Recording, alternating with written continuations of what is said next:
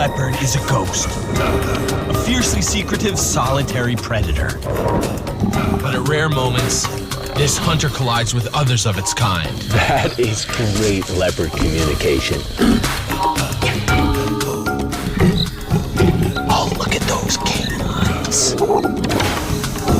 This expedition is a very personal look at the secret life of a powerful hunter.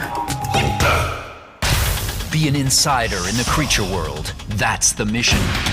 The Krat brothers, dropped in remote regions to live with the creatures.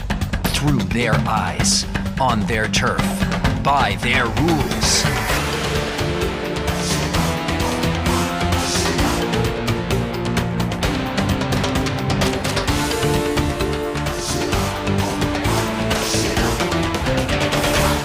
Be the creature.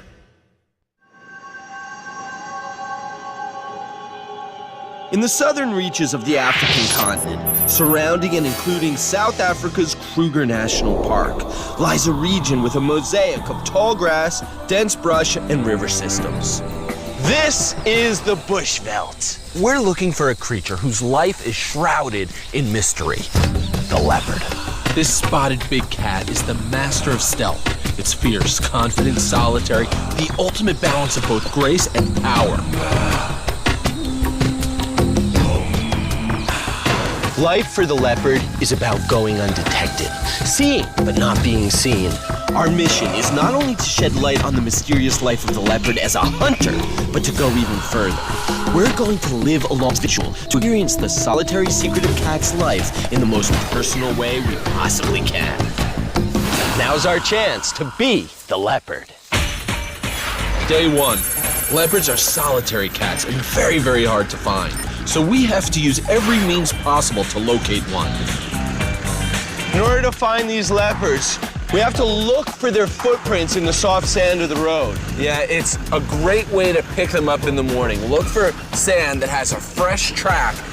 If you're a leopard, you like to either cross these roads or even walk along them as you're moving through your territory. It's the path of least resistance. Instead of walking through the thorny bushes and the grasses, you just use the roads to get where you're going. And of course, you always could get lucky and just catch a glimpse of a leopard. Somewhere, in trees, on the ground. Oh, here's some good sand. Tracks on this side. Looks like a female. Leopard. Heading that way, yeah. She went off the road right here.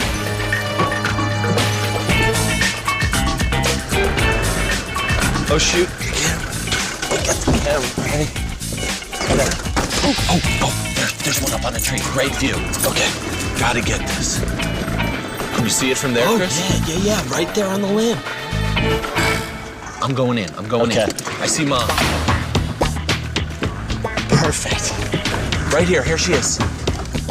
We've got a mother, And right beside her are two female leopard cubs, about 7 months old. a family of leopards. So close, totally relaxed. This is exactly what we needed to find. All right, Martin, there goes the mother. She might be heading off to hunt. Oh, but the cubs are left behind. At 7 months, they're inexperienced, so she'll sometimes slip away to hunt alone. Going up, the little one on the ground going up the tree. Leopards can leap 10 feet straight up and 20 feet across. Unbelievable. A crucial skill for leopards, something that really sets them apart from the other big cats, their tree climbing ability. Leopard cubs need this tree climbing talent to escape lions, and they need this talent to cache food in the trees so competitors can't get it. Play develops hunting skills, develops the agility. The coordination, the muscle control, strength, and the techniques necessary for bringing down and killing prey, which will be critical to their survival. Oh, going way out on a limb. Oh, too much, I'm broke. The branch couldn't handle both of their weight. That is excellent. A play session, then they realize, hey, where's Mom? And they're off. Whoa. Okay, let's keep up with them. Because the cubs are playing, but Mom is hunting. We gotta watch this limb. It's gonna take our heads off. Here, I'll lift it. I got it. Okay. Go ahead. Trust awkward in the bush, but it got us close, kept us safe, and most importantly, didn't bother the leopards. Okay, that's good. That's good. That's good. Oh, here she is. Okay, that's Mom. We'll call her Maganzi. She needs to provide for these cubs, and motherhood really tests your skills as a hunter. A bushbuck. Yeah, that's a great potential kill for a leopard. The bushbuck weighs 1.5 times as much as this female leopard, but she can take down 4 times her weight. That would be like me taking down a grizzly bear. Uh-oh, the cub sees it. She sees it and she's interested. Now, these cubs aren't experienced stealth hunters yet, not for at least another 13 months. They better stay back or they'll blow it. Because the mother's still going, she's tailing her prey.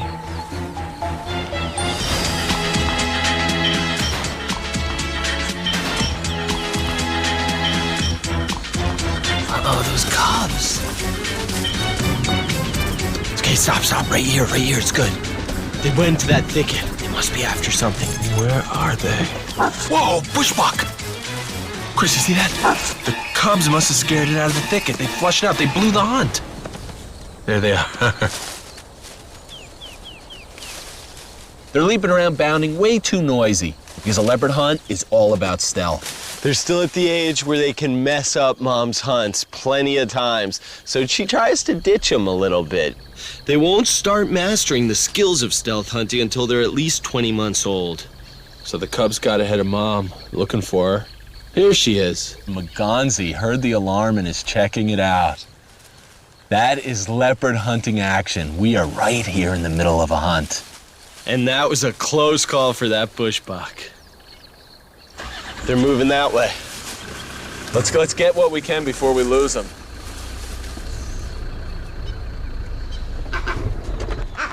Wait, listen. Monkey alarm call. The vervet monkeys have spotted her. The cubs gave the cover away, and those vervets are like sentinels looking down. They can spot leopards better than anybody, but they can't be watching everywhere all the time, and monkeys fall prey to leopard too. We have to circle around. We're so clumsy in this thick brush, but the leopard just glides through silently, so in tune with her environment. Do you see him, Mark? No, nothing. We gotta, get around this. This is looking bad. This is looking really bad. She's in a tough place. Uh-oh, Whoa, the edge. Whoa, big ravine. Let's see this. There, I see him, down there. Oh, but how are we gonna get down? No way to cross. Calling her cubs.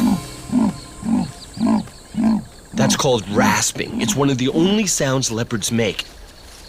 And here come the cubs. The bond between mother and cub lasts up to 18 months. It's a difficult time for the mother leopard. She has to hunt for 3 now. And only about 50% of the cubs make it to adulthood. Oh no, they're heading to the other side of the ravine. It's gonna take us about an hour to get around this. And oh, that was good though, huh? That was amazing. So we'd met our first leopard, Muganzi, age 14 years, 92 pounds. This is an old, experienced female. Her driving focus, hunt effectively and raise the cubs. But the ground she walks is also the domain of another leopard, a male, whose presence could impact her goal. We have to find him. Day 2, we're heading off in search of the male leopard. We know Muganzi, the female, has a territory of about 7 square miles.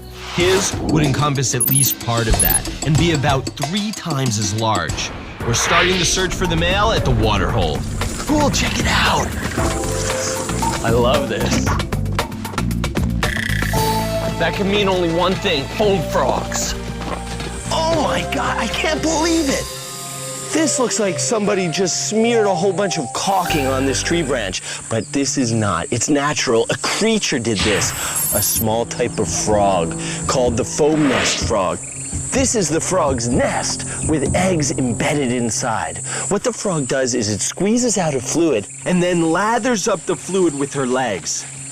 She then plants her eggs into the foam, and this is protection for the eggs. Now safely out of the water, which is loaded with egg predators like fish and insects. Oh, right down here. 2 frogs in the process of laying eggs. The female is always larger. The male on her back, fertilizing the eggs as she lays them. And the foam will keep the eggs moist. Frog eggs have to stay wet or they die. So the frogs create a special environment for the developing tadpoles. And when they hatch, they'll work through the foam and drop down into the water below. We've got to keep an eye on this. It only takes 6 days for these frogs to hatch. And we're gonna see if we can catch them in the act.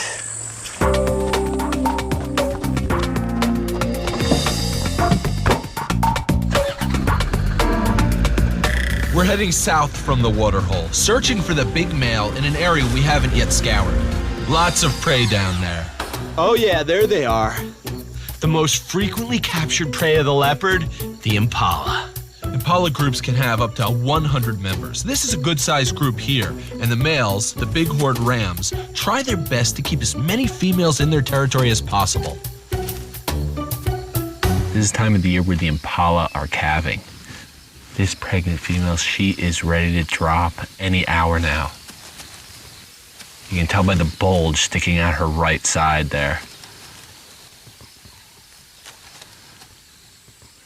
That little one was born just a few days ago. Already, it's tagging along with its mom and running with the herd. And they have to, because they are a simple target For wild dogs, hyenas, lions, and leopards. All super predators, all targeting this creature. Can you imagine being an impala out here knowing that leopards could be crouched in any thicket, in any clump of grass?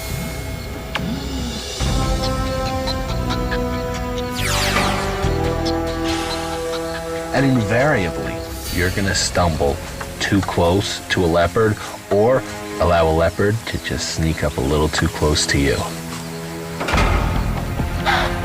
Alarm call. Could be a leopard in the area.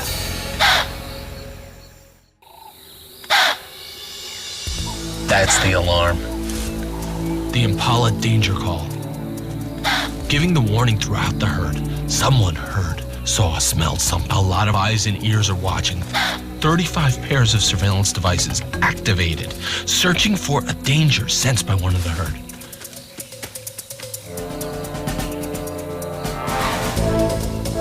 Is it the male leopard? No, it's Muganzi. The impala are out of here. Impalas are athletes. They can run about 47 miles per hour. Leopards can go about 37, but only for about 50 yards. That's exactly why leopards are ambush hunters. They try to get as close to their prey as possible before launching their attack. Within 13 feet is ideal because at 26 feet, their chances of success are much less. All right, she's back on the road.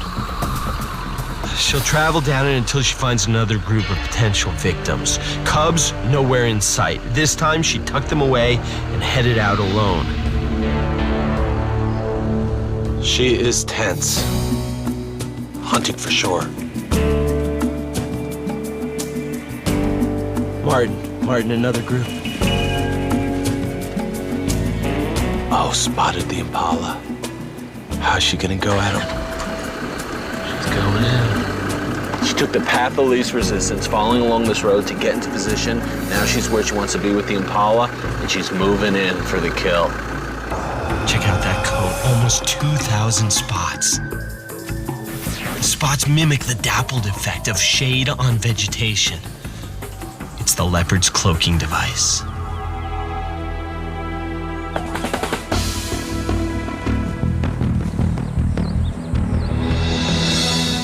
She watches the group, advancing when heads are down, and then freezing when they look up. She's still sussing things out. It looks like no hurry. Patience and positioning are the key. She's always looking to put herself close to or in the path of the weakest victim.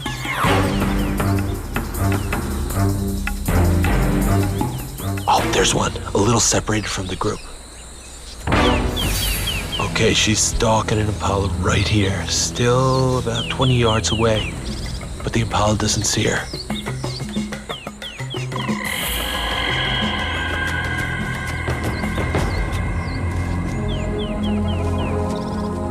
She going for it?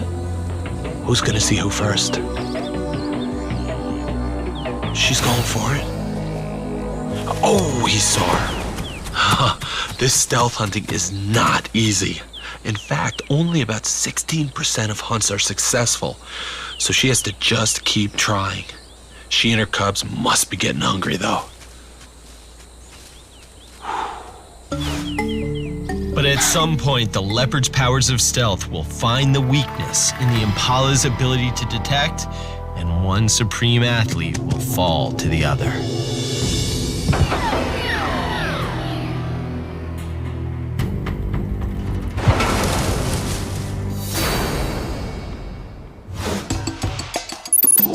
We've worked our way to the southern edge of Muganzi's territory. With this much prey around, the male has to be out here somewhere. See anything? No, nothing. Let's listen if we can hear. Yeah, sometimes it's best to just sit and listen to the sounds.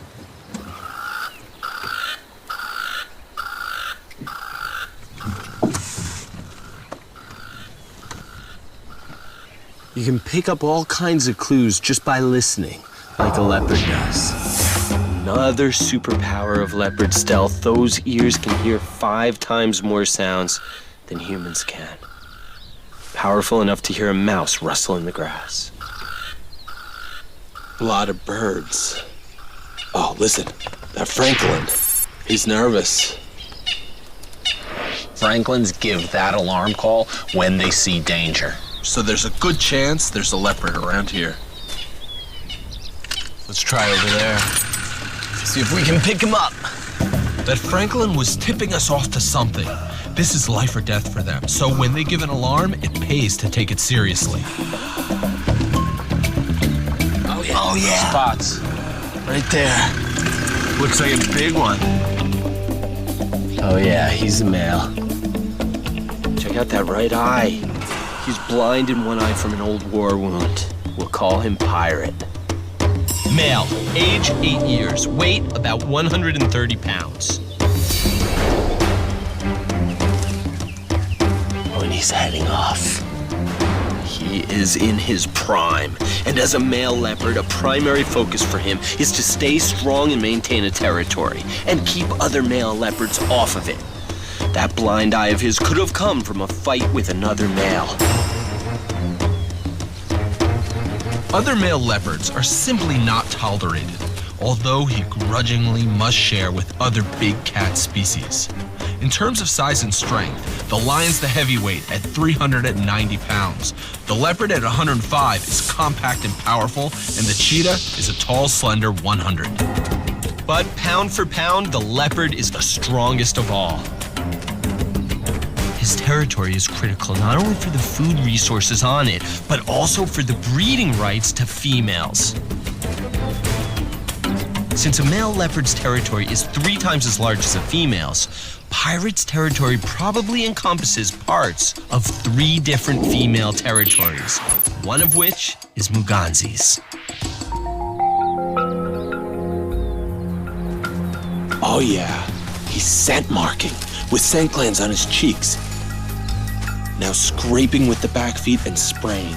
He's posting his territory with chemical signs that say, "Keep out," to other males. A warning and the first line of defense of his food resources and reproductive rights. This male, Pirate, is most likely the father of Muganzi's cubs. Yet the 2 leopards avoid each other and keep to themselves. But if they ever did cross paths, would it be a friendly encounter or an aggressive one? We'd have to stick with them to find out. Night 4, 7:19 p.m. We're trying to relocate either Muganzi, the female with cubs, or Pirate, the male. For Muganzi, trying to provide nourishment for her cubs, competitors are a despised menace. Listen.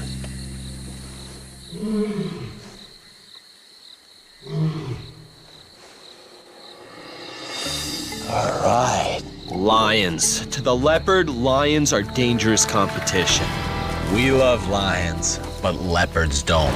Leopards and they have one thing in common. They both like to use stealth and stalking to get close to their prey. But unlike the solitary leopard, lions will team up, working together to capture and kill large prey. And to a leopard, lions are more than competition. They will kill leopard cubs and even adults when they get the chance. But leopards can spot them with night vision. Amazingly, their night vision is 6 times better than ours. Here's how it works. When light comes into the eyeball, it's captured and absorbed by rod photoreceptors. Leopards have almost 5 times more of them than humans. Plus, uncaptured light bounces off a special reflector, giving it a second chance at being absorbed by the rods. To mimic the leopard's nocturnal vision, we're adding special night vision attachments to our camera. And with a pair of night vision binoculars, I can see in the dark.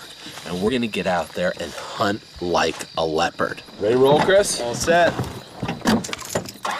And of course, like any leopard, the first thing we have to do is locate our prey. Oh yeah, right here on the left. Lights out. Night vision on.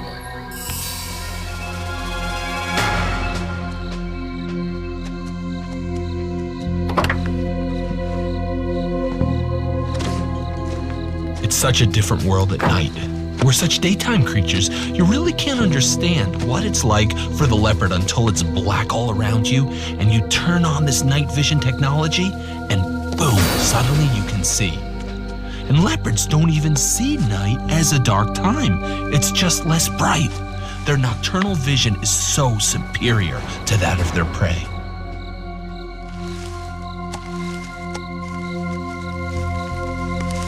A leopard will spend hours stalking a prey, never moving when the prey is looking, making each footstep silently. Those pads, they're surrounded by sensitive hairs that help feel exactly where to place the foot for a silent step. The whiskers are touch-sensitive hairs resting in fluid sacs filled with nerve endings which feel vegetation, and the most silent path through it. It gives the leopard a special vision by touch, a critical superpower of stealth. Scanning, selecting a prey, then patiently, silently moving towards it.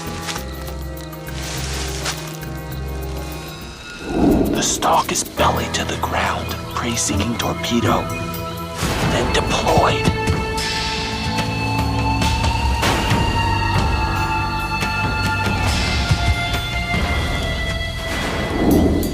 I still have to get a little closer. Oh, cover's blown. They cleared out in a hurry, toasted me. You can't underestimate the effectiveness of the leopard's superpowers of stealth. 1 a.m. We're back on the trail of Muganzi, hoping she'd have success providing for her cubs. Here's the spot, Martin. All right, it's Muganzi and one of her cubs. Did you see the other cub, Martin? Oh, look. They got something. She's made a kill. Hyena. Okay, this is bad news for the leopards. Hyena. Spotted hyenas are a food-thieving menace to leopard survival. Okay, the cub's taken off toward the carcass. And Mom, she's activated in defense against the threat. Hyenas picked up the scent. Hyena comes. Leopard goes up with the Impala. This tree, it's now the fortress of defense. What about the other cub? Where's the other cub? There. They're in another tree way up. Wow, 30 feet off the ground, no problem. This is a good spot for her to be. The hyena's looking for the carcass. Yeah, he's not giving up. He smells it and is going exactly where they dragged it up. Muganzi, she's going out to face him. Cub right behind her. Now she is face to face with a formidable foe. Leopards respect him. Oh, an aggressive hiss. The hyena and the leopard standoff between two super predators. Got the leopard, 92 pounds. The spotted hyena at 140 pounds, 50 more than Muganzi. You know, hyenas will kill leopards, and this cub already does not like hyenas. Oh, the hyena could crush this cub's skull in one bite. But hyenas can't climb, and that is the leopard's key weapon against the thieves. And it works, the hyena gives up, unable to penetrate the leopard's defense. So Muganzi successfully defends not only her food, but also her cubs from an age-old rival by using the trees. On the ground, the leopard can hold its own against the hyena. But battles can be costly, and since hyenas can't climb and lions aren't very good at it, the trees are the leopard's competitive advantage. In order to defend food by hauling it into a tree, you have got to be strong. Proportionally, the leopard is more powerful than any other big cat. How can we comprehend the power of a leopard? An animal that can carry up to 2 to 3 times its own body weight. For a big male, that's carrying 500 pounds. There's no way I could ever do that. But can I match what the average leopard does on a regular basis? Haul load equal to his own body weight into the treetops.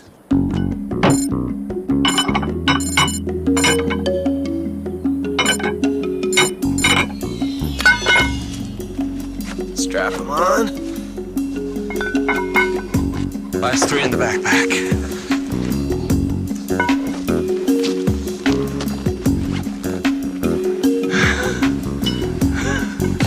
All right. Chris can barely walk with all this weight, but a leopard can run and scale a vertical tree. The tail is providing critical counterbalance, and the trees are truly the leopard's domain. Do you want help? No, I gotta do it by myself, man. Got you shaking, huh? You okay? Watch out, that branch could break. You're 340 pounds now.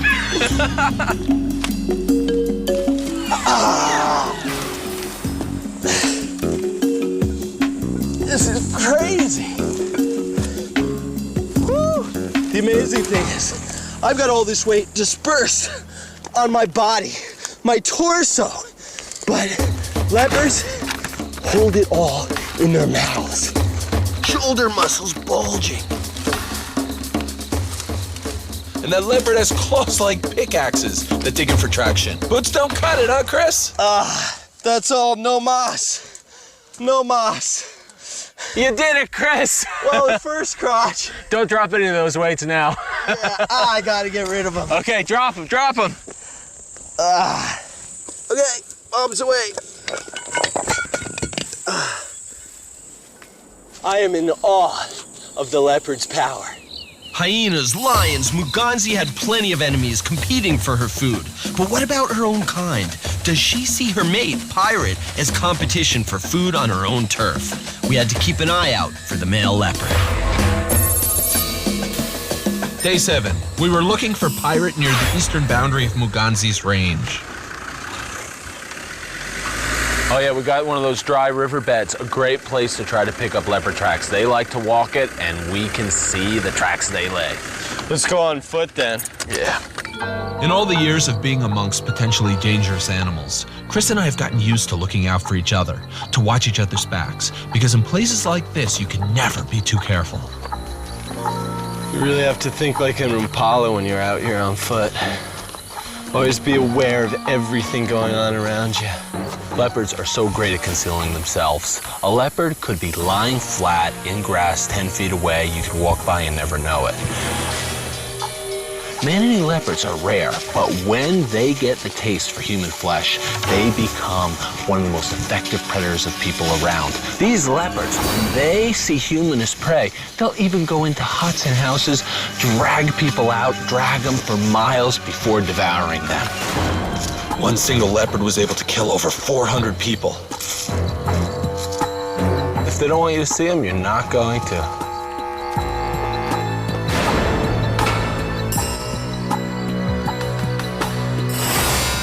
Fortunately, right now, there are no known man-eaters in this region. Martin, over here! Leopard tracks. It's a male. Oh, wait, Chris, 2 sets of tracks. 2 sets! Yeah, looks like a female's joined up with the male. Yeah, take a look at this. You can see the different size. This is the female, and this is the male. Much bigger track than this one. So male and female tracks coming together. We might have mating leopards ahead. The male must be Pirate. It's his territory. The question is, who's he with? We suspect Pirate is courting a female other than Muganzi. We have to figure out exactly what's going on here. Powerful, big male leopard. But I don't see any other leopards. Where's the female? Is she coming? He's looking for her too. She's got to be right behind him. Oh, there she is. Young, beautiful female, probably only 4 years old. We'll call her Ingwe. Female leopards come into estrus about 2 times a year. And that's when this normally solitary cat comes together in the only groups that it forms besides the mother and cub group. They'll stick together for about 1 to 4 days while they're mating. Now, Ingwe's probably from the next territory over, but right now, she is trespassing on Muganzi's turf. A bold move. We have to keep up. Oh, I swallowed a bug. A swarm. Oh, flying termites. They're hatching and just pouring out of the ground, flying up into the skies. Millions dispersing to start new colonies. Hey, look, a frog. Perfect position for an early evening meal. Oh, yeah, look at him. He's munching them. He's munching the termites. Oh, we gotta keep up with the leopard. They're getting ahead of us. We can't lose them now. 8:14, the sun has set, but things are heating up. Here they are, the mating pair. Pirate and Ingwe. Oh, she's getting up. Ingwe's getting up. She's walking over to him.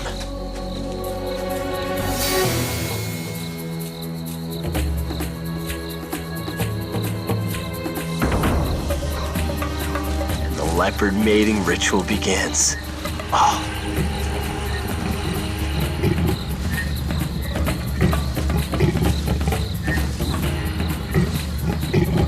Oh, look at those canines. She has made a good choice with this mate. He is a strong, healthy male. She keeps rubbing against him. Rubbing up against him. Initiating the mating. And there goes Pirate. He's up and he's ready.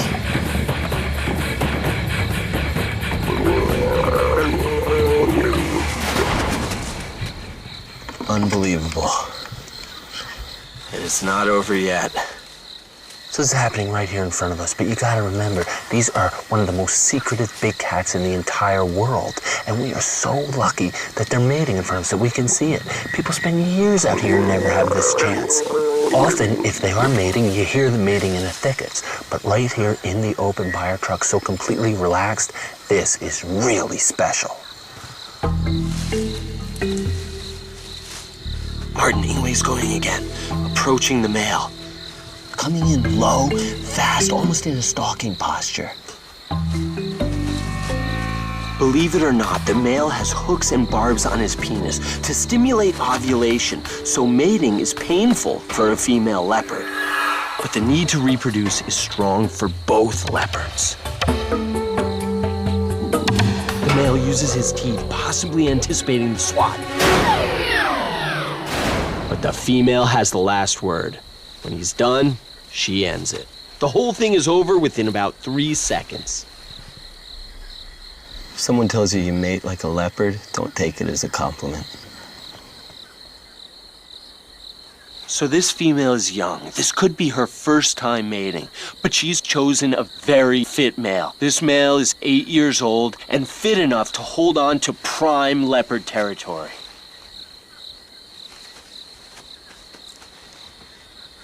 Up, here we go again.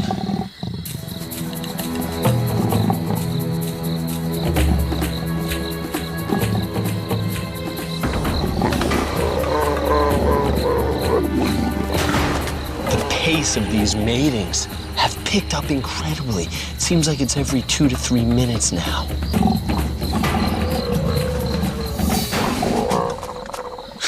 He really has to dodge out of the way to miss the rake. Yeah, I think she got him. Over the next 2 hours, they mated 23 times. Third time. Sixth time. That's number 12. How many times do you think these leopards will mate in one night? We do know that leopards, while they're together over a few days, can mate Hundreds and hundreds of times. Okay, she's heading off. She's had enough for now. and so is Pirate. At this point, we have to find out where Muganzi is. A trespassing female is now in the heart of her territory. How will she react to this? 1 hour later, at the water hole, another stroke of luck. And there she is, right up in the tree. The frog that's building all those crazy nests. The foam nest frog. All right, now we've got to check to see if the foam nest froglets are hatching yet. Yes! The tadpoles hatch from the safe, wet environment of the foam right into the water below. There, they'll become frogs. It's amazing that they can do that. Yeah, 700 tadpoles from each nest. Frogs are incredible. They have so many different strategies for hatching their eggs. Making use of this little body of water. That was good. Let's go find Muganzi. Yeah, we're running out of time. As the night wears on, the leopards always become harder to find.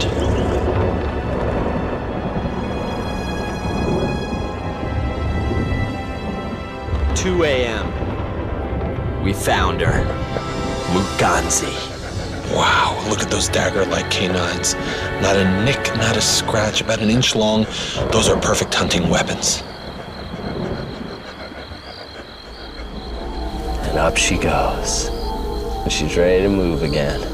Where's she going now? Oh, she's booked a herd of impala. Huge leaps. Go around, you think we can meet up with her again? Chris, there on your side. Look at this. A very, very young impala lamb. Only days old, if not hours. Like North American deer, these impala mothers often leave their lambs tucked away in the grass in a secure location. They can't yet outrun leopards like the adults can. Muganzi might have walked within 10, 20 feet of this little one. But he knew what to do. Lie completely still, and amazingly, these fawns have inactive scent glands, so it's really difficult for a leopard to sniff them out. Still very wobbly on his legs. Only now, when the danger has passed, does he move. In just 3 days, he'll be able to keep up with the herd. All right, let's just try to slip away as quietly as we possibly can. This lamb's got a great hiding spot, and we don't want to disturb it. We don't want to give away his location to the leopards. He's tucked away safely for now, and hopefully his mother will find him tomorrow. In a world where prey have great defenses and providing for cubs is a challenge, what will the mom Muganzi do when she discovers a competing female on her hunting grounds? Okay, that's Mom. Muganzi. Oh, yeah, there she is. Leopards get most of their water from the blood of their prey, but every now and then, might as well stop and drink from the frog pond.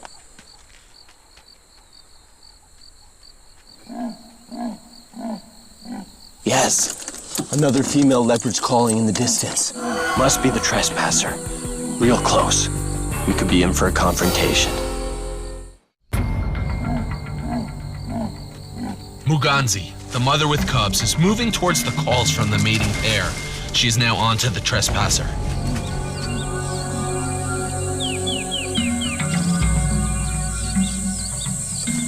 Constantly looking in that direction, and she's smelling the grass, picking up the scent, trying to figure out what individual that leopard might be. The nose is a key communication device. Smells, maybe even more than sounds, are how leopards talk to one another. She's picking up information about the intruder as she moves closer. She's exactly where the young female was. And now she's scent marks right over it, sending her message, reaffirming her territory and telling the interloper, this is my turf. She has cubs to raise, and she can't tolerate being crowded out. Females will fight fiercely over territory if they have to. And that sound is a definite challenge, meaning this is my territory. Back off.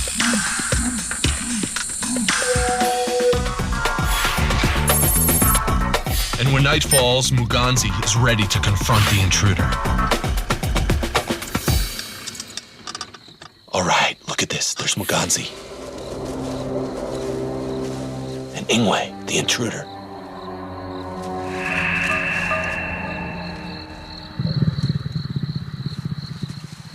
Muganzi is staring her down, eyes absolutely unwavering.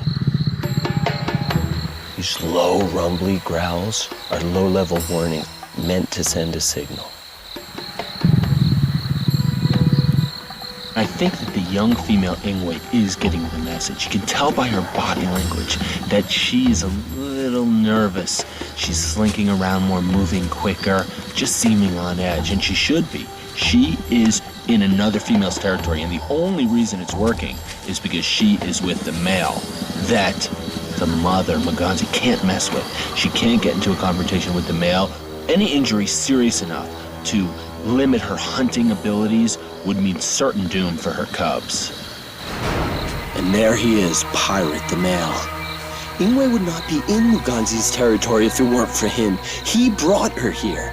He's the male whose territory encompasses the range of both of these females. So he's both of their mate. But right now, it's Ingwe who's in estrus, and so that's all that matters to Pirate. That's who he's gonna protect. This is incredibly rare. 3 adult leopards, perhaps the most solitary cats on Earth, face to face in an intense interaction. The younger female intruder, Ingwe, the mom, Muganzi, and the male Pirate. Pirate has placed himself right amongst the 2 females. He's the only thing separating them and keeping them from a territorial dispute. All right, Muganzi. Oh, she's going towards him. Right towards Pirate.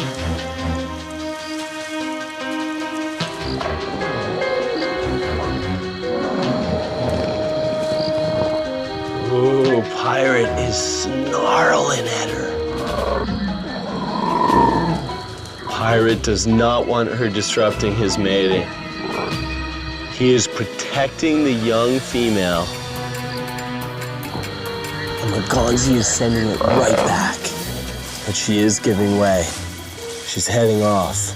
That is great leopard communication. rarely seen a male growling at a female in his territory to protect another female he's mating with. Okay, Pirate is up. Gonzi has disappeared, and now that she's gone, they can continue with their mating.